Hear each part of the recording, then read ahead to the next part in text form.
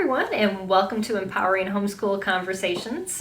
We are so excited to have another episode and to be wrapping up this month as we're talking about different curriculum methodologies that homeschoolers use, because a lot of times when you start homeschooling, you're like, well, what do I do and how do other people do it? And so that is kind of what we've been diving into this month of January, of just these different methodologies. And tonight we're going to be talking about a literature-rich curriculum, and my guest is Tracy Glockle. Welcome, Tracy. Thank you for being here tonight. Oh, thanks for having me. I'm looking forward to this. Yeah, I am too. You've been on an episode before, but it was as like a side guest for a broadcast way when we got started. And actually next month we're celebrating our 3-year anniversary of doing this broadcast. I can't believe it's been that long. So yeah, it's been exciting. So I'm glad to have you back and to be talking about this. And if you're watching, we have viewers already popping on. Share this with somebody. If you're watching on YouTube, share the link. If you're watching on Facebook, share it. And then also we're broadcasting to Periscope. And so we just want to make sure that we have as many people in our community here, and just we're enjoying the conversation together. So also I want to thank our sponsor, the Maloney Method, and we're going to hear more from them about halfway through the broadcast, and a little bit about what they offer homeschoolers as well. So Tracy, as we are kicking off, just getting started, I would love for you to just tell us a little bit about yourself and your family, and why you have chosen to homeschool, and a little bit of that story. So just so we can get to know you. Yeah. We live in Oregon, and my husband is a pastor here. And I am a homeschooler, so second generation. Yeah. I was homeschooled from second grade all the way through. So we homeschooled from the very beginning. And so currently I have a 9th grader, a 7th grader, and a 3rd grader. So yeah, and a few years into the journey, we got mixed diagnosis with ADHD and some dyslexia, all just kind of mixed in there. And yeah, so that's kind of a little bit of our story. Yeah. So you have chosen a literature-rich curriculum. And so can you tell us about why families would choose that, and then, why did you choose it? Yeah. First, just to explain a little bit about what it would be, a literature-rich curriculum is going to use a lot of books, a lot of real books, versus a textbook approach. So it kind of is, it includes a lot of different methods. So it could be Charlotte Mason, it could be classical, it could be kind of a unit study, even some unschooling could take a literature-rich approach. So it kind of encompasses quite a few methods, but the basis is you're using a lot of books in every subject. So for us, we'd already chosen this approach, just this idea of using these books to teach, to have discussion and conversation. All of that was important to us. And I think probably just the mix of a pastor and an English teacher. We already had a lot of books going. Yes, exactly. So we were already on that road before we realized any of the additional challenges to homeschooling that would come up. But what I found was that really a literature approach gave me more freedom for our particular challenges that we were facing. For one, it provides a wide range of reading levels. It's a mix and match. So you're not limited to a graded reader. You're not limited to a graded textbook. That's a good point. Even within subjects. So yeah, you could have, well, my 9th grader, we pulled a picture book to help with DNA. So, he's reading a picture book Yes. on Mendel, as well as, some of his harder level reading. So you can mix those reading levels. You can mix genres and styles to appeal to their imagination, to appeal to their interests, and to really make it something that they can own and enjoy for themselves. So it's given me a lot of freedom in that area. One of the other reasons that I would recommend a literature approach is that it makes reading a lifestyle and not just a subject your student struggles in. That's a really good point. Yeah. It helps associate reading with those positive experiences, because you can customize to their interests. You can cozy up on the couch. You can add their favorite food. You can tie that reading in with positive memories, positive experiences. Yeah. And then it's just part of their life. I mean, we have books in every room of the house. Someone's always got a book out. And that's just part of every day. It's not limited to school. It's not limited to a subject. Right. So that's another positive. Yeah, I can see how that would be helpful. And just kids can feel so confined, especially if they've got siblings who skyrocket above them. Then they can start comparing. Well, I did that book just last year, but they're 5 years younger than me, and instead of oh, well, this is my book, this is your book, and we're reading on the same subject area, but yet we're reading different books, and it doesn't matter. And sometimes even shared stories. So some of the really fun things we've done is a story on various levels. So, one was Gulliver's Travels, and that's available in several children's versions as well as your upper readers. And so each one had one on their level, and then we got to talk about the story all together. Or we recently, Trojan Horse was another one we did that with, where each of them had this story at an appropriate level for them, but then we all had to we got to share that experience together and that conversation. So it really builds those relationships and provides for those conversations to happen. Definitely. Yeah, that's a really good point. You can find all those different things. I do want to remind our audience, if you're watching and you have questions or comments as we're going along, make sure you put those in the feed. If you're watching live, we'd love for you to be part of the conversation, and that's why we call it Empowering Homeschool Conversations, instead of just us conversing, but which is great too. So for your family, then, you chose it just because it had that flexibility. I'm assuming that's kind of what you were the talking flexibility about. The connection, the conversations, those were all kind of key components that we wanted to include that led us this direction. That's great. Yeah, I know. I looked at Literature Rich, and I really saw so many positive things, and we ended up going with the unit studies with the literature. So I'm glad that you point that out, that it doesn't just have to be a box set, that this is a literature program or curriculum written with literature, that you can add literature into a whole lot of other things, because we read so many good books, and but that we kind of get stuck in that box, thinking that, well, if it's literature rich curriculum, it's something where they're going to give me the book list and I'm going to get up this, where I tended to like to pick my own books. I do too. My curriculum is a jumping off point.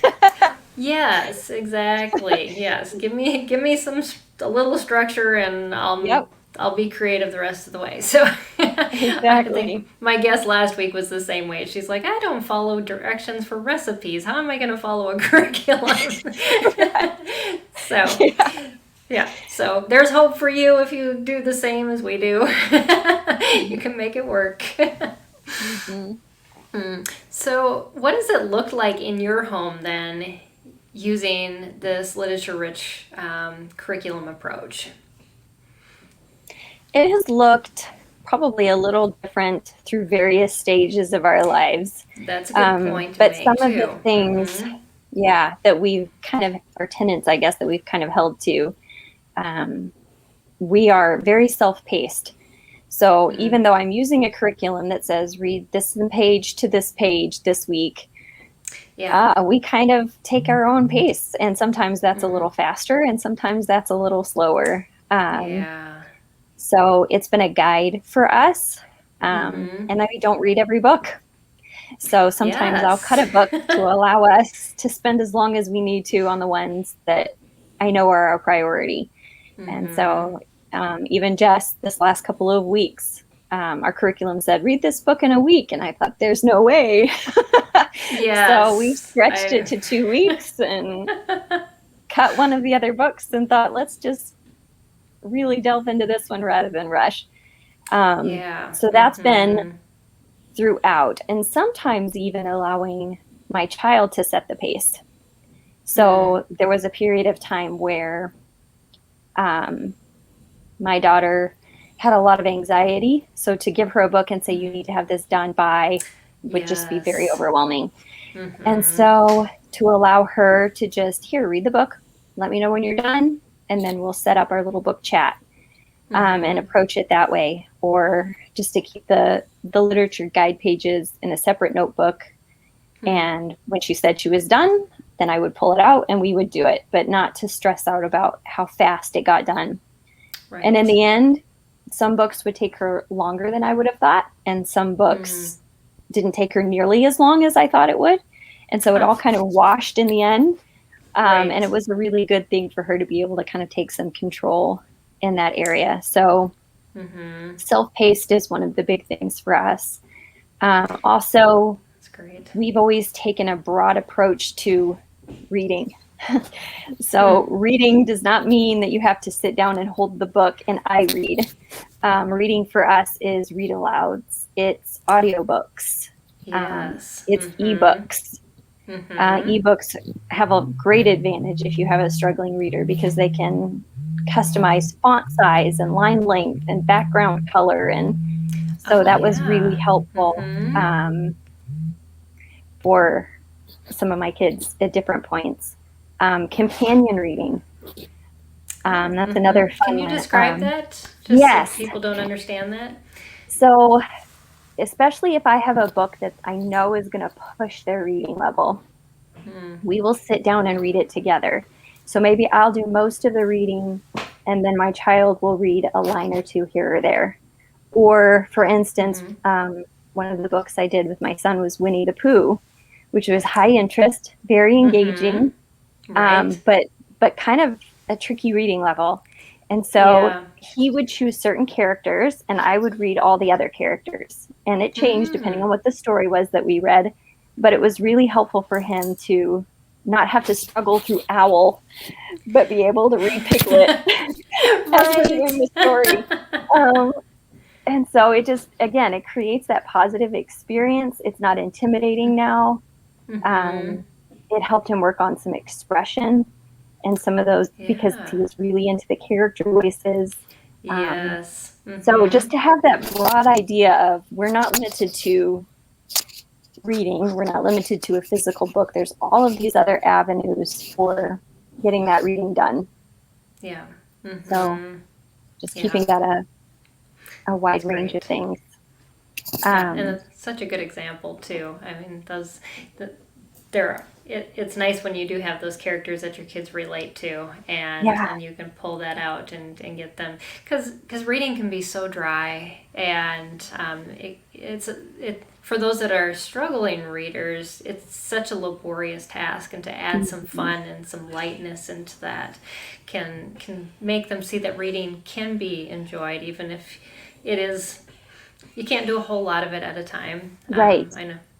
And because they get fatigued when they read, and you have to work around that with those struggling readers. So that's a great point. So what else?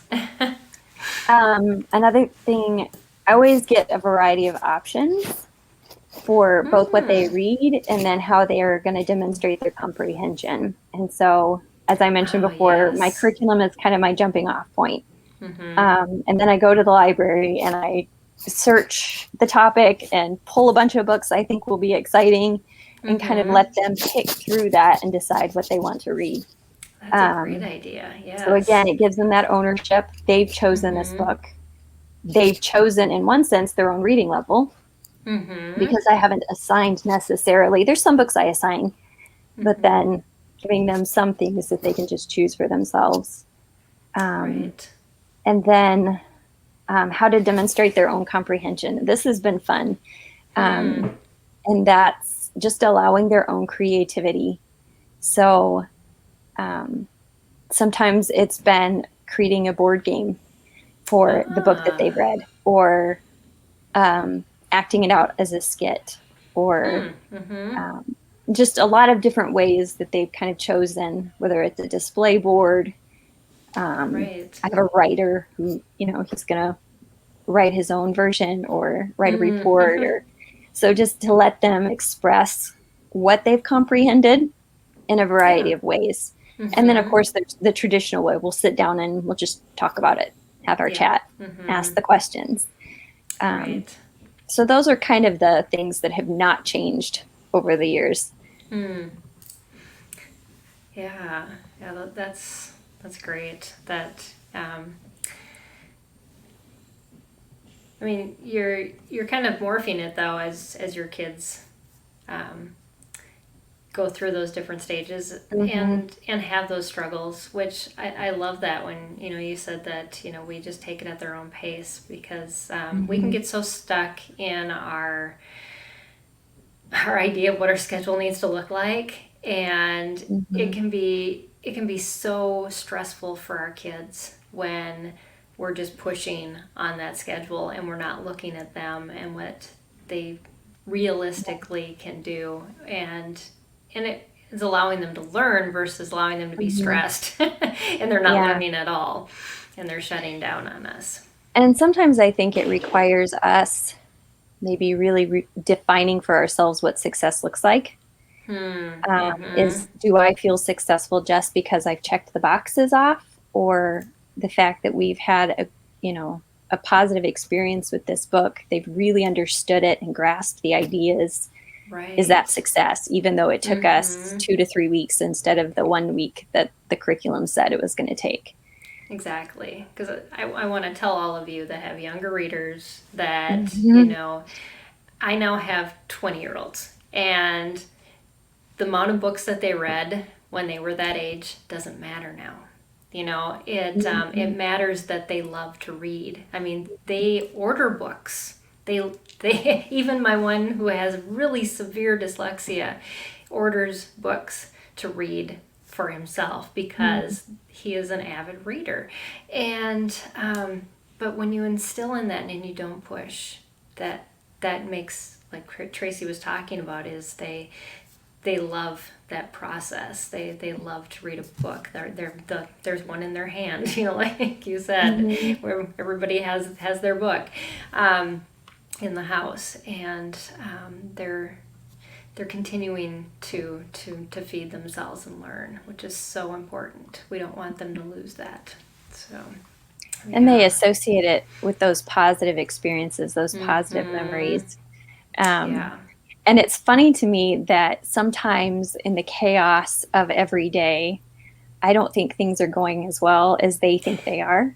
Uh-huh. Because I've had times where I've second guessed myself and thought this just Hmm. is not working, whether it's a read aloud and there's just chaos everywhere, just interruptions and bickering. And I think, oh, this was just a total flop.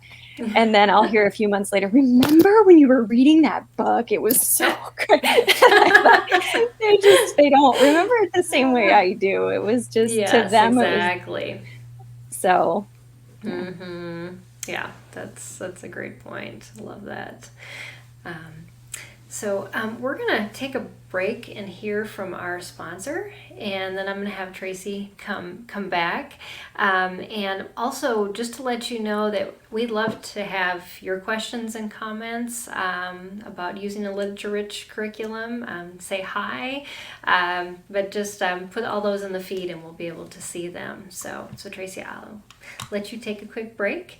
And we're going to hear from our sponsor, Maloney Method. I'm going to put up their website here for you. It's MaloneyMethod.com if you're listening on the podcast, because we do turn this broadcast into a podcast. It comes out on Sundays. But Maloney Method wants you to know that children with special needs often need help learning to read, which we're talking about tonight. The best science has shown that a direct instruction program is the most effective approach. Until now, that has required a special training of teachers and or tutors. Now a new program has been released by Maloney Method, which enables any person who is able to read to teach someone else who can't. This is because this digital reading program incorporates the direct instruction lessons into the device so that no training is required. Just a determination of a correct or incorrect answer by the student. Details and free lessons are available at MaloneyMethod.com, and that's MaloneyMethod.com, and you'll be able to see that link, as well as all the resources that Tracy's going to be sharing in the second half. I've got all those links already in the YouTube feed, so make sure that you check that out. But I'm going to bring Tracy back, and we're going to continue talking about using good books, literature in your homeschooling. And so we've talked a lot about just why we would use it and how that looks. But for struggling readers, do you have some strategies on how to do read out louds, especially because it's like I remember the days in the public school when it was your turn to read out loud, and like this fear came over you, and it's a little better when you're reading just with mom there, but yet there's that anxiety that I'm just not doing it as good as I can. And so how do we help our kids that have those struggles, and what do you have to share? For specifically for a child who's doing the reading aloud, or for the mom who's doing the read aloud? Probably both, because reading comprehension is difficult too.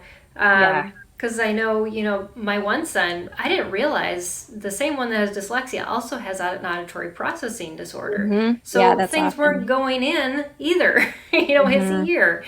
And I just thought, he's just being difficult. But no, he really couldn't understand the audiobooks or read the books. So yeah, it's difficult both ways. So whatever you have to share, love to hear it. I would say if the child is struggling with reading aloud, the companion reading method has been really successful for us, of taking that pressure off, having a really engaging book, and then just having them read small portions of it while you read with them, has been a really effective way. Keep it short. I wouldn't require too much reading out loud, especially if you're just starting, or if there's a particular struggle with it. And then high interest. Choose something that your kid is eager to read with you. Even joke books. Yeah, you don't think of that as high quality literature, but if you're looking for something for a struggling reader to read out loud, that's a good point. That's a good one. We have a lot of fun with that. And they learn inflection then of speaking. Because my same son with all those other issues had a speech issue as well. And I just recorded an entire joke book, and he picked up all the inflections, and he would go out into then, like when we met with relatives, he would tell them it was 101 elephant jokes. So we heard a lot of elephant jokes. But But he felt so confident because Yes. he knew the inflection, he knew how to pause, because I had recorded all of that for him. And so all he had to do was copy. And that gave him confidence then to continue going on, and he loves to be Positive around reaction. people. Yeah. Yes, exactly. So, yeah. That's great advice, yeah. So for the mom doing the read aloud, or if you have an audiobook that you're playing, my kids are older now, but especially when they were younger, very busy, very active. There's no sitting down. I know in my mind, I created this little woman scene, where everybody's piled around me on the couch. That did not happen with us either. No. Never happened. So yeah, one of the top things that I would recommend is add food. Yes. Add food. Completely agree. It makes everything a win. It creates that positive memory. It keeps their mouths busy. So especially if you have a talker and they tend to interrupt while you're trying to read, their mouths are full. If you have someone who's reluctant to join the read aloud or the audiobook, food's always a win. So, and it doesn't have to be big. And maybe you just read at meal times, or maybe it's a special snack, your tea, and you bake something, but maybe it's just pop a bag of popcorn and put it out. It doesn't have to be complicated, but food is a big help. Add an activity. And I usually insist that it has to be a screen-free activity. At least those are our house rules. But there's so much that they have enjoyed doing. And now it's just kind of natural. They know an audiobook is coming on. They just all kind of wander off and grab their little activity and come in. That's great. Yeah, you can do sewing or, a whole bunch of different crocheting, things. But you could also, drawing and sketching is one they like to go to. Even Legos or Play-Doh or something, if you've got a smaller kid and they you've got to play quietly, but as long as we're doing this. For my older kid, he likes the extreme dot-to-dot books or those extreme mazes. They're like 250 dots and you need a magnifying glass. Exactly. I'm putting my bifocals on. Or the metal earth crafts, which is, the really intricate metal. You've got your needle nose plier and you're putting together Millennial Falcon and, this size. Wow. Sticker books, those sticker mosaics where they're looking for any activity, any that's kind of, they can divide their attention. It keeps those busies. They've got their hands busy, they've got their mouths busy, and they can listen. And really, if you have a child with ADHD, they listen better because that busy part of their mind is such a distraction that if they don't have something to occupy it, all of their concentration is there. So they actually listen better. Right. You might not think it, but they do. They listen a lot better if they have something they're working on.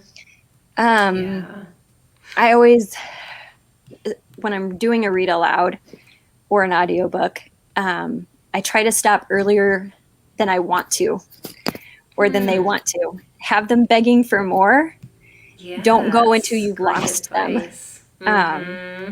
Always stop when everybody's like, no! Then it'll make it so much better when you start again. Right, that cliffhanger at the end. Because the temptation is everybody's listening. Let's just keep going. But that is true. If you wait until you've lost them, then it kind of can create some bad habits and bad attention or even maybe even a little bit of dread because they know it's going to go on forever. So stop earlier than you would want to. That's great. And then stop to explain and answer questions. Even pause the audiobook. So I remember I use a lot of audiobooks, especially if I want to stretch a reading level, if I want to go where I know they won't go on their own in a book. And so we've listened to some harder reads. Howard Pyle's Robin Hood, that is not an easy one to Oh, listen to. The yeah. language is really complicated. Right. But I found that when I would just pause it after a while and say, "Did you understand what's going on?" And then I would retell. I would narrate back. Or they said, "What did they say there?" And I would explain it. And eventually, it's kind of that immersion concept. Yes, By the end of the exactly. book, I was having to stop less because eventually they're used to that language and they're used to what's going on. Watership Down was another one that I would not want to have to read aloud.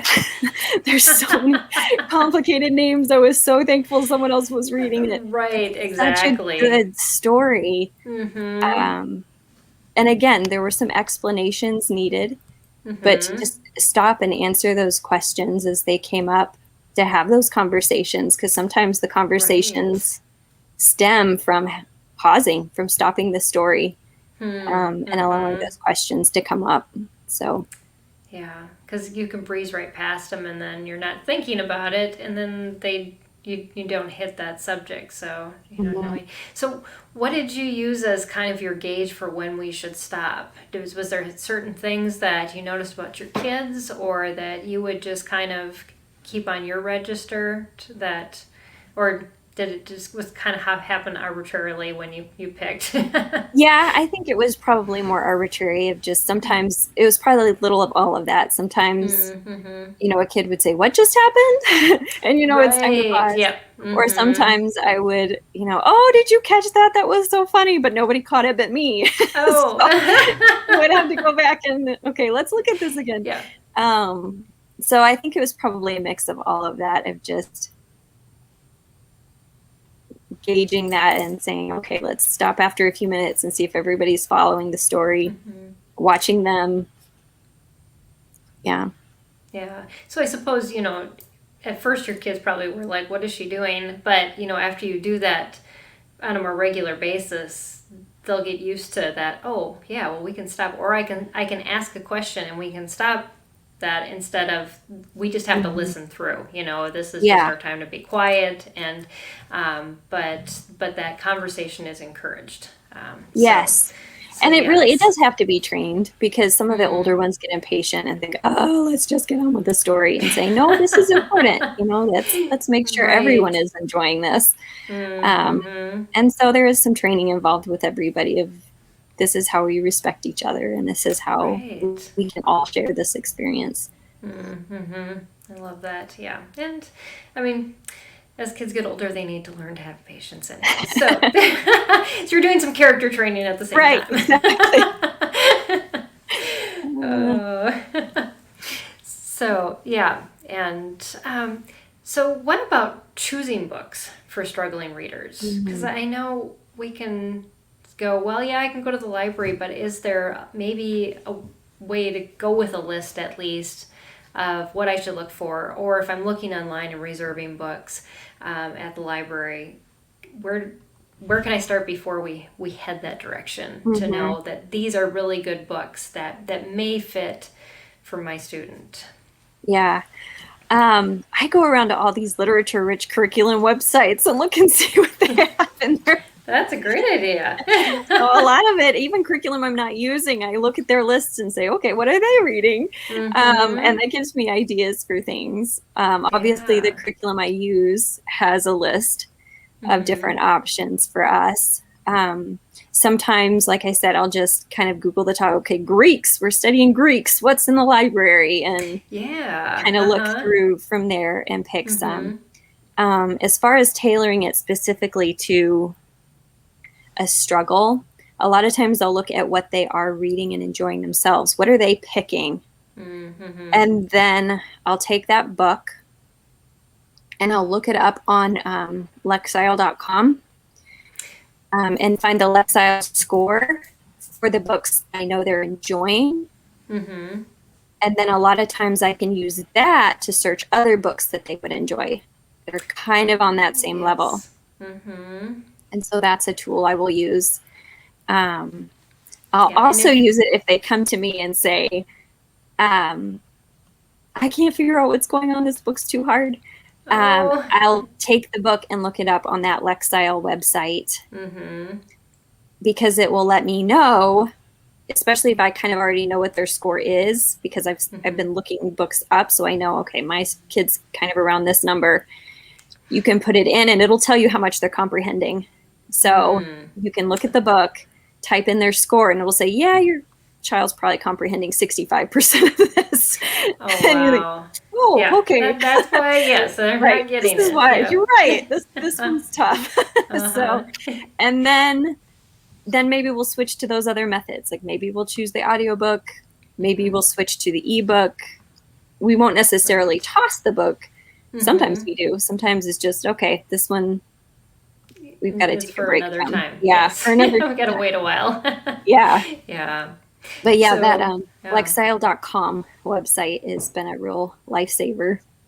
Yeah, so I put all of those links, and Tracy had one for Lexile in the list she gave me. So those are in the description already on the YouTube channel if you want to look at those. But Tracy, for those people that don't know what Lexile is, can you give a little description about that Lexile score and what it provides for you as a parent? Yeah, it's a score that they've given for a book that includes more than just, okay, here's the vocabulary of the book. It takes into account a lot of different elements of comprehension. And so it takes into account the number of words, the number of difficult words, the interest. And so within that Lexile, it scores each book to say, okay, here's how much a child is likely to comprehend, but then it also can break it down into, here is a low reading level, high interest book for someone who maybe is an older kid but has reading struggles, or here's a score for someone who is a younger child, has a very high reading level, but we don't want him reading certain material. Right, exactly. You can there's different codes and scores that it provides to kind of give you those different categories for kids who aren't just at grade level. Right. Yeah. Yeah, they don't just like come as a package where all the comprehension and the reading and all of that go together, which a lot of our struggling readers don't. So, yeah, and age level and all of that included. So yeah, well, thank you for describing that, because I remember the first time you told me about that, because Tracy's also written an article on the SPED Homeschool website, if you just search Lexile on there. And I learned a lot from that article because I had no idea what a Lexile score was. So definitely. Yeah, I felt like a gold mine when I found it. So exactly. it's been very helpful. Yeah. Another thing I found for struggling readers is to kind of branch out with different genre. And so I know, because one child really liked fantasy, I assumed another child would really like fantasy. And then come to find out, the reading challenges made fantasy just extraordinarily difficult, because so much in fantasy is abstract. It's not related to anything concrete. Yep. And so that particular child did much better with your realistic fiction. Another child might really do well with the nonfiction stories, where there's not a plot line to follow, there's just the facts. And so just kind of mixing it up and seeing, okay, which genre are they doing well with? And having that freedom even within subject areas to say, okay, let's read a really good fiction story that includes all of the scientific knowledge, and see if you can comprehend it a little better than just this encyclopedia I could give you, or just every child is kind of different. Exactly. Yeah. And it helps them explore different types of reading, so that as they do get older, they'll know this is kind of what I like. It's like my husband always picks up a biography, and I'm like, I can't do that. I don't mind reading a biography every once in a while, but but that's what he loves, and so we all tend to gravitate towards different different things that we like, but we have to experience them all to kind of know what we like, and so that's a great thing to be able to do while you're homeschooling. Yeah. And even those Lexile scores could be very different between genre. They might have a Yes. much lower Lexile score with a nonfiction book because they don't have that storyline to kind of help them know what's going on. And so just being able to, again, that's the freedom of that literature rich approach. You can mix all of those different reading levels between subjects and among subjects to kind of help your struggling reader. Right. Yeah.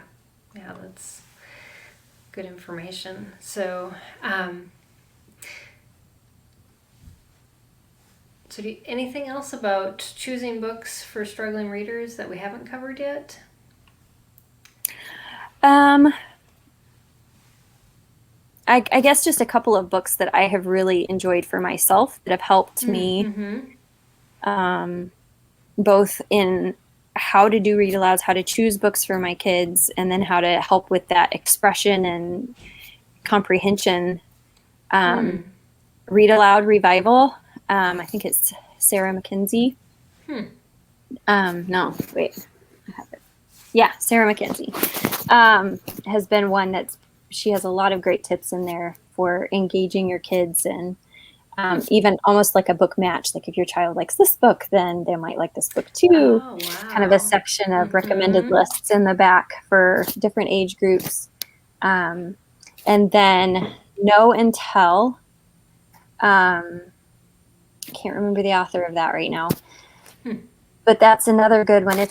It's the Charlotte Mason method of narration, but she really has some great tips for even what to expect. Yeah. I think Sonia Schaefer shared that a couple weeks ago when I was interviewing her. So, yes. It has so many helpful things of really breaking it down into stages, not even ages and grade levels of, okay, so if your child is here, here's what you can do for narration and comprehension and neat. And then here's some creative ways to engage them. And then by the time they get to high school, here's what it could look like. But it was really eye-opening. So those are two books that have been really helpful for me and kind of shaping how I view what we do. Wow. Yeah. That's great. So you had said you use ebooks. Oh, yeah. And so how do you I know I've checked them out from the library before, which I didn't know for a long time I could do that. Yes. I don't know. I guess every library system is different, but ours has a couple of different ones that we can check ebooks out from them. And then, there's your iBooks, your Kindle. So different ones that offer that. Even the Bible, my daughter will read her Bible on her iPad versus she tends to that more. She has both, but she tends to that one more because she can blow up the font and shorten the line length and change those, colors and add the audio, with her ESV Bible app. She can add the audio and listen to it while she's looking at it. And so there's a range of things that help her, especially if you have tracking issues, to be able to customize some of those things, take some of that struggle out of reading. Does it take a lot of work to set up those customizations? No. Do you have to do it every book, or is it kind of built into? I'm not sure because she does all of that. That's awesome that she does that. She does it. So I don't mess around with it too much, but I know it's not hard. I don't know if she has to do it for each book or if it's just kind of a default that once she's set, it's set. Yeah, and maybe it's different with each format that you use, Kindle versus iBook versus something else. It could be a little bit different. Yeah. So. Awesome. Yeah, I know my son, when my brother has dyslexia too, and I remember just when they had the Kindle, very beginning, just the black and white ones, that's all that were out there. But he's like, did you know you have this option here that it reads it to you? And he's like, oh, really? Yeah. So yeah, it was like just a wonderful thing because struggling so much, just any type of help that that they can have with technology, and to know that it's become so normalized now that it's not even considered assistive technology. People just use it to make reading easier for everybody. So Right. But it's great that that's available. So yeah. So what if a student has like multifaceted learning disabilities or unlabeled struggle? What would you advise parents to do in teaching this type of student?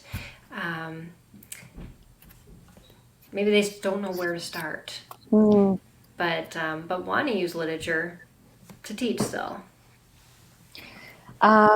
I think having that variety of options to choose from is going to be a good place to start. Don't limit yourself. Wide range of grade level reading levels, and kind of see what your kid tends to. Right. What are they picking? And being okay with that. I know there was one year where we were studying Renaissance, and I just kind of filled the shelf and let my daughter kind of pick.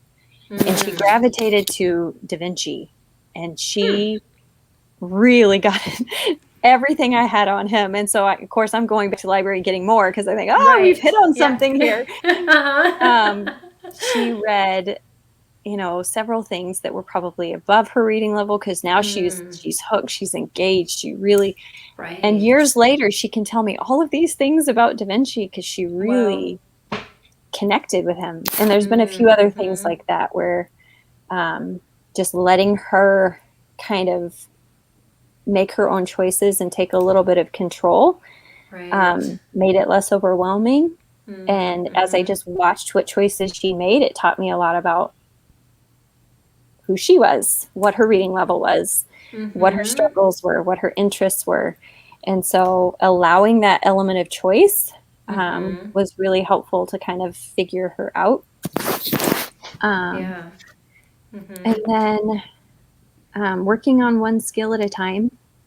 And again, I think this is where it's easy for us to think, oh, no, you can't read that because you're at this reading level. But it's okay to use something way even below the reading level if you're going to teach a complicated concept. That's a great point. Let's get out a picture book if we're going to talk about this figurative language.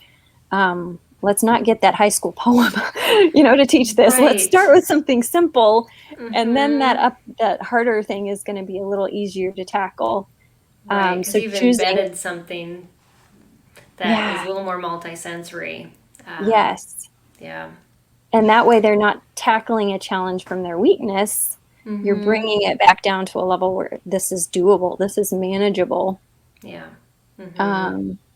So whatever, that could be writing or reading, either one, but just which one skill are we going to focus on and bring everything else down so that it's just that one skill. Or if I'm going to push a reading level, then we're just going to enjoy it. I'm not going to try to ask hard questions about the story. We're just going to make sure we followed the story.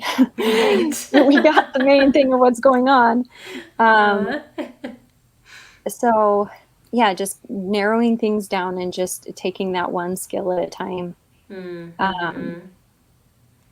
I know sometimes I'm asked, okay, we did this story together, and I asked my kid what they remembered, and I just get this deer in the headlights look. And yes. Now what do I do? I didn't remember anything. And I think it's important, again, because it can be so multifaceted, to figure out, is this an issue of comprehension? Do they really not understand?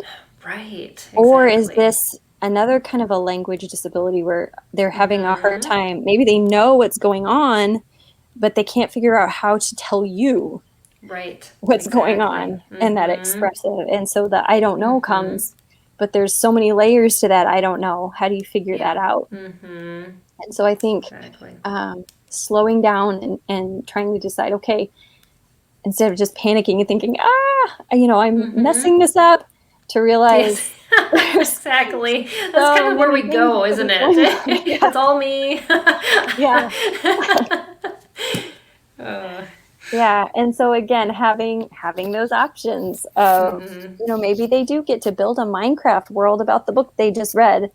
And that's their Yes. way of showing you they really got what's going on. Mm-hmm. Um, letting them make the board game Yeah. that goes along with the Mm-hmm. story. And they can show you that they understood the setting, they understood what their character had to go Yeah. through, but it's all on Mm-hmm. a tangible, that multi-sensory, they didn't have to say it. They had that visual Right. to make those connections. Mm-hmm. Letting them write Yeah. comics, the comic book Mm-hmm. method of sketch it, Right. write the little blurb to let me know this was your favorite scene. You got something out of this. Mm-hmm. And so just having different ways, just going at it from if it's multifaceted, then you have to go at it from so many different angles to say, okay, Yeah. which facet is Exactly. going to work here? Mm-hmm. Yeah, and that's so important for our kids to be able to explore that when they're kind of in those elementary, junior high type years, because it gives them an idea of what they enjoy doing Mm-hmm. and how they express themselves. And I've seen that happen for my kids when they've picked careers. It Mm-hmm. has really moved towards things that they've gravitated towards all the way through their schooling, and it wasn't a surprise about any of them on what Mm-hmm. they've focused on. And I love when you're talking about just as I've studied, as I've watched my child, and I love Mm-hmm. that because so often we're watching the other stuff going on in our school. Are we checking the boxes? Are we Yeah. filling out the forms? Are we getting the grades? But to watch them and to really Mm-hmm. learn who they are as that kind of unfolds in front of us, and Mm-hmm. that's just so beautiful to embrace as a homeschooler. That's why doing it for the long haul um, is is so rewarding, because you watch that happen with your Yeah. kids. So yeah, that's awesome. So, for those of you that are watching, we still have about 9 minutes or 8.5 before we're done. If you want to add in a question at the end, we'd love that.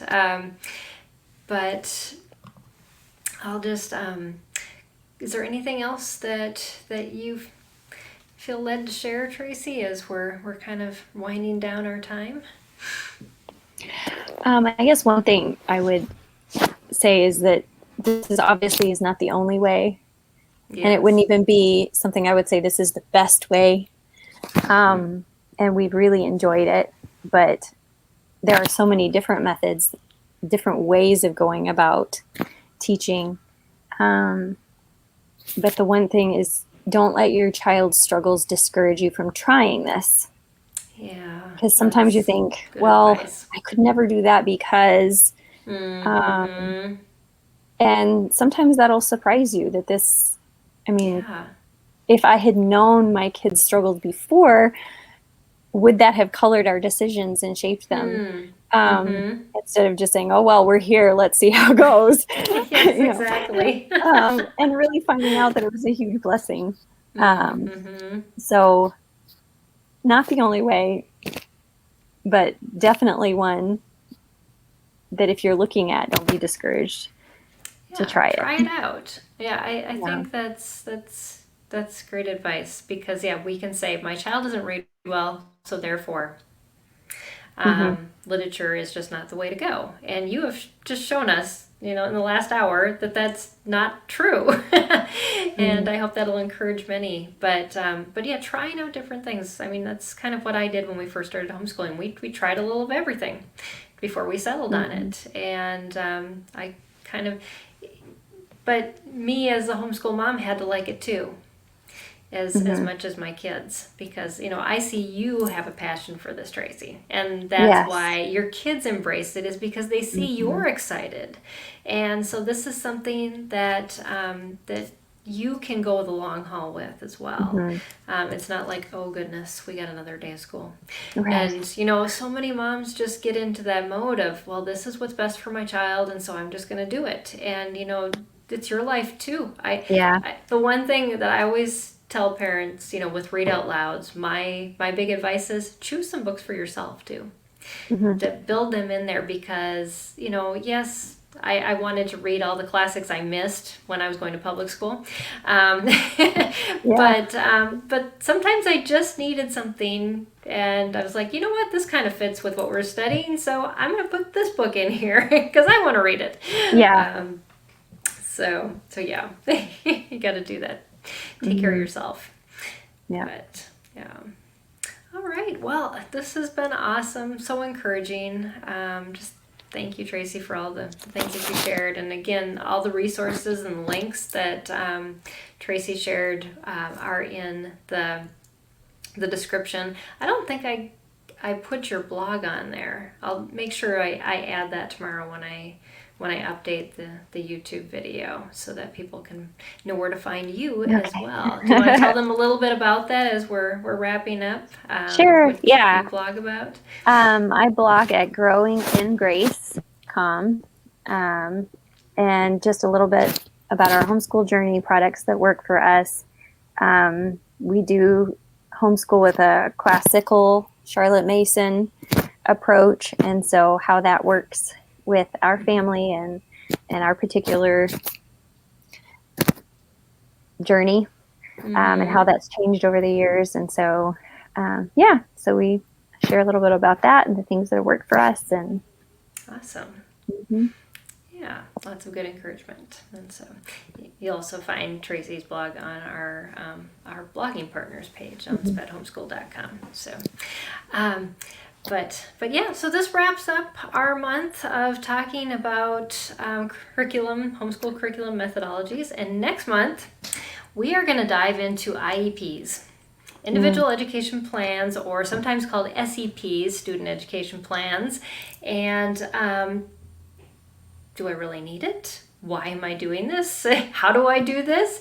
But we're going to start off next week with a SPED homeschool team member, Dawn Spence, and the therapy provider for her daughter, who have worked together to write her daughter's homeschool IEP for years. And they're going to share how they do that and how they work together to set goals and then use them in therapy as well as in homeschool. And so, we're going to talk about enlisting help, IEP helpers for your homeschool, and just how they've made that work. It's a really beautiful relationship they have, and so I'm excited to have them on as guests to discuss that, and that'll be next week. But we also want to thank Maloney Method for sponsoring this episode of SPED Homeschool Conversations. You can find out more about their direct instruction reading program at MaloneyMethod.com. So thank you to them for sponsoring this, and thank you again, Tracy. It's been a delight, and thank good to see you again. And yes. And thank you all for joining us on another episode of Empowering Homeschool Conversations. We'll be back here next week at same time, same places. So we'll see you then. Have a great night, everyone. Bye. Bye.